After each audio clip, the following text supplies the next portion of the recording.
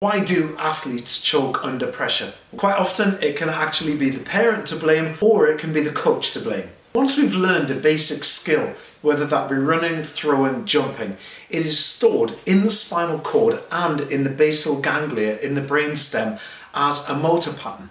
These are called central pattern generators when they're in the spinal cord. Now, if you want to think of this like a computer, think of this as your read-only memory. This is your hard drive. You can't do anything with this at all. Once it's in there, you can't do anything. However, you've also, with a computer, got a random access memory. Now this, in humans, is called our recall memory. That is in the brain up here. Now, if you want to do anything at all with a skill, you have to take it from here, from the read-only memory, and put it here in the random access memory. So from the spinal cord to the brain.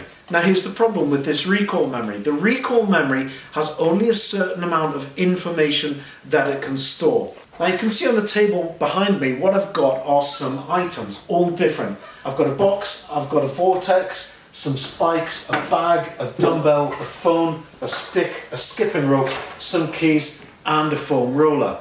What I want you to do is to close your eyes and just think of how many of those you can remember. The studies tell us that you can remember 7 bits of information plus or minus 2. So someone really smart like you can remember 7 bits plus 2 bits of information, 9 bits of information. Someone dumb like me, I can remember 7 minus 2, 5 bits of information. So we can all remember between 5 and up to 9 bits of information.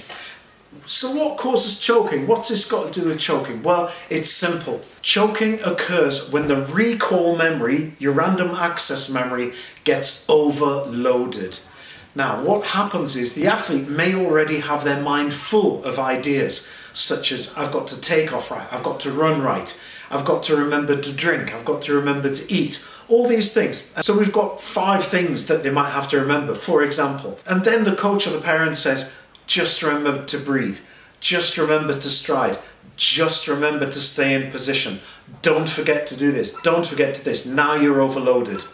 That's where the problem occurs. And what happens is that some of these motor patterns or implicit processes then get dragged into that conscious memory where they're thinking about it and it becomes overloaded and the athlete chokes. When you get to competition, all of the work should be done. Just relax and enjoy it. There aren't any significant changes that you can make on the day of the competition itself. Relax, enjoy it, and have some perspective. Most athletes and sports people do it for enrichment rather than because they're going to become a pro sports player. So chill, relax, enjoy it, and you'll get an awful lot more out of it. So hopefully that explains why athletes choke. And if you're still trying to remember what items are on the table, there you go. How many did you remember?